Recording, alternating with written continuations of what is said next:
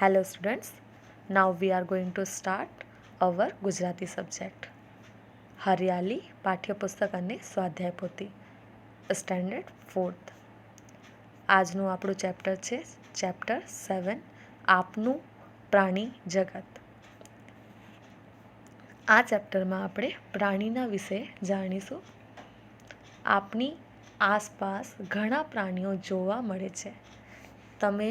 आप सबने आपके आसपास में बहुत सारे प्राणी को देखा होगा, जैसे हिरन है, एलिफेंट है, शेर है, आपने देखा है. आज हम इस चैप्टर में कंप्लीट पढ़ने वाले हैं कि प्राणी जगत कैसा होता है. ओके. આપની આસપાસ ઘણા પ્રાણીઓ જોવા મળે છે. બધાના રંગ રૂપ જુદા જુદા હોય છે.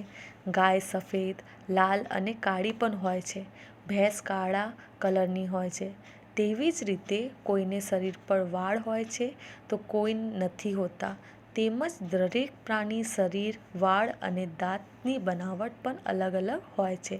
કોઈના દાંત ધારદાર અણીવાળા હોય તો કોઈના મોટા ચપટા, કોઈના દાંત આપણા જેવા પણ હોય છે. તેમજ શાકાહારી પ્રાણીના દાંત તો આગળથી પહોંચા વણ હોય છે, તેથી જ ઘાસ ખાઈ શકે છે. जो देखिए इसमें बताया है कि सभी प्राणी अलग अलग तरीके के होते हैं. उनका जो दिखावा होता है वो अलग अलग तरीके से होता है. किसी का बाल, किसी की शरीर, किसी का रंग, किसी के दांत सभी अलग अलग तरीके से होते हैं. कुछ प्राणियों के दांत हमारे जैसे भी होते हैं. ठीक है, आगे देखिए.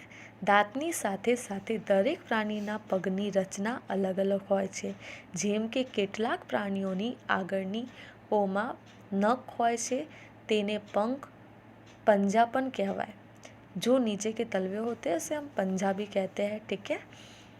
प्राणियों के जो पैर है वो अलग अलग तरीके के होते हैं. उनके पंजों का आकार होता है वो सभी प्राणियों का अलग अलग होता है. जैसे एलिफेंट है, बियर है, सब दोनों का अलग अलग रहता है.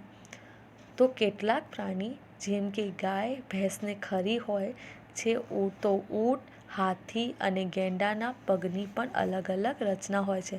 देखिए इस चैप्टर में बताया कि गाय, भैंस, ऊँट, हाथी, गेंडा सभी के पैर की रचना अलग अलग तरीके से होती है.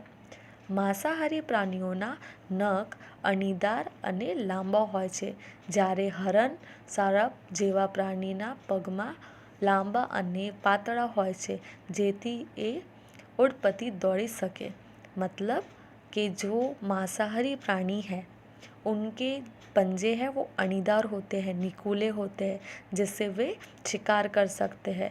और दूसरी ही तरफ हिरन है, उनके पैर एकदम पतले होते हैं, जिसके थ्रू वो अच्छे से दौड़ सकते हैं.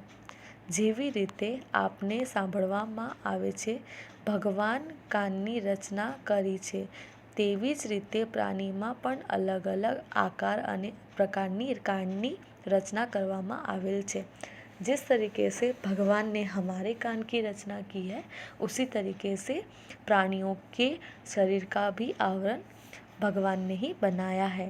उनकी रचना भी भगवान ने ही की है, तो उनके कान भी सभी प्राणियों के अलग अलग होते हैं. અને તેમની સાંભળવાની શક્તિ ખૂબ જ ઝડપી હોય છે, તેમજ તેમની सूंघવાની શક્તિ પણ વધુ હોય છે. जो प्राणी है उनके कान की सुनने की शक्ति बहुत अच्छी होती है और सूंघने की शक्ति भी बहुत शक्तिशाली होती है. आपने भोजનમાં જેમ અવવની વાનગીઓ ખોરાક રૂપે લઈએ છીએ, તેવી જ રીતે प्राणियों પણ ખોરાક લે છે. जिस तरीके से हम अपना खाना खाते हैं अलग अलग तरीके से, उसी तरीके से प्राणी की भी खुराक होती है, वो भी अलग अलग खाना खाते हैं. દરેકનો ખોરાક अलग अलग હોય છે. सभी प्राणियों का खाना पीना अलग अलग होता है અને તે લેવાની રીત પણ अलग अलग હોય છે. કેટલાક પ્રાણી ખોરાક મોઢાથી લે છે ને પછી બેસીને ધીમે ધીમે વાગળે, જ્યારે કેટલાક પ્રાણી માંસાહારી છે તેના ખોરાકમાં માંસ લેતા હોય છે. આમ દરેક પ્રાણીને તેની શરીરની રચના પ્રમાણે તેમજ વાતાવરણ પ્રમાણે દરેકનો ખોરાક અલગ અલગ હોય છે. જેમ આપણને ખોરાકની જેમ રહેવાની જરૂરત પડતી હોય છે, તેવી જ રીતે પ્રાણીના પણ અલગ અલગ રહેઠાણ હોય છે. જેમ કે વાઘ, સિંહ જેવા કેટલાક પ્રાણીઓ ગુફામાં રહે છે, જ્યારે સસલાઓ જમીનમાં ખાડો ખોદીને રહેતા હોય છે. ઘણા પ્રાણી શકાય તેવા પ્રાણીઓ છે મનુષ્યને ખૂબ જ ઉપયોગી છે. બળદ અને પાડાને ખેતરમાં હલ ચલાવતા તેમજ અલગ અલગ કામનો ઉપયોગમાં લેવાય છે. ઊંટ અને ગધેડો ઉપયોગ મનુષ્ય અને સામાન ઉંચકવા તેમજ एक स्थलથી બીજા स्थले ले जवा करे छे। देखिए, अब बताया जा रहा है कि जो प्राणी है वो उनके रहने की जगह भी अलग अलग होती है। शेर है वो गुफा में रहता है, गाय और है वो खेत में रहते हैं, ससले और जो होते हैं वो ज़मीन में खोद के रहते हैं, डॉग है वो घर में रहते हैं, जंगली डॉग है वो बाहर रहते हैं। इस तरीके से सबकी अलग अलग जगह होती है। अब ऊँट है और गधे हैं वो मनुष्यों को उठाकर मतलब मनुष्यों के लिए या गाड़ी बनकर ऊँट गाड़ी जिसे हम कहते हैं उसके लिए उपयोग में आते हैं और सामान इधर से उधर ले जाने में काम में आते हैं।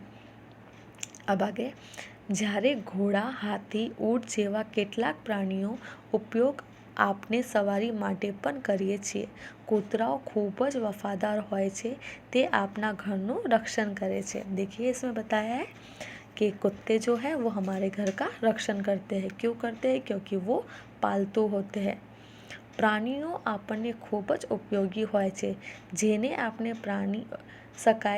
પાળી શકાય છે, માટે તેને पालतू प्राणी कहवाय छे। मतलब जिस पशु पक्षी को हम अपने घर में पाल कर रख सकते हैं उसे पालतू पक्षी कहा जाता है। જ્યારે વાઘ, સિંહ, ચિત્તો, દીપડો, વરુ, શિયાળ જેવા પ્રાણીઓ ખૂબ જ હિંસક અને જંગલી પ્રાણીઓ છે, તેને પાળી શકાતા નથી, તે जंगल रहे छे, इन्हें जंगली जानवर कहवाय छे। ओके, ये सारे जंगली जानवर है क्योंकि इनको घर में हम पाल कर नहीं रख सकते, ये काफ़ी हिंसक प्राणी होते हैं। बाल मित्रों, आपने जान्યું કે જેમ આપણે જીવીએ છીએ તેવી જ રીતે પ્રાણીઓ પણ જીવે છે. દરેકની રીતભાત અને શરીરની રચના અલગ અલગ હોય છે, પરંતુ આપણને તે ખૂબ જ ઉપયોગી છે. જેવી રીતે આપણે બીમાર પડીએ છીએ તેવી જ રીતે તેઓ પણ બીમાર પડે છે. તેઓ આપણા જેવું જ જીવન જીવે છે. તેમના કેટલાક પ્રાણીઓ તો આપણા જીવનો અમૂલ્ય હિસ્સો છે, કેમ કે તે તો આપણને ખૂબ જ મદદરૂપ થાય છે. બાળ મિત્રો, આપને આવા અમૂલ્ય મિત્રોનું ધ્યાન રાખવું જોઈએ તેમજ તેમનું રક્ષણ પણ કરવું જોઈએ. इस चैप्टर में बताया गया है कि हमें प्राणियों की रक्षा करनी चाहिए और उनका ध्यान रखना चाहिए, उन्हें कोई भी नुकसान पहुंचाना नहीं चाहिए. ओके, अब है शब्दार्थ. पंजो. पंजो का मतलब है हाथ, पगना आंगड़ानो भाग. इसी तरीके से आपको ये शब्दार्थ अपनी नोटबुक में कंप्लीट करना है. Okay, thank you.